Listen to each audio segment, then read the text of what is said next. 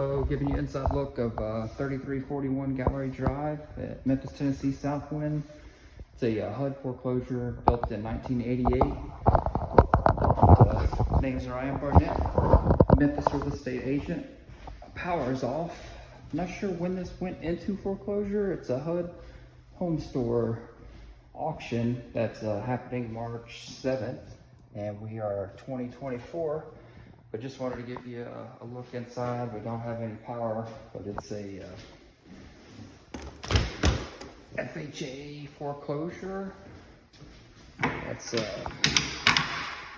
going on auction here in March.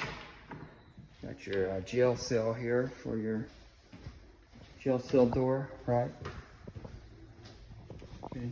Sell. So probably my best guess is foreclosure. Might have lived here a long time, might have refinanced, passed away, family, probably had a auction here, just auction off items in the home.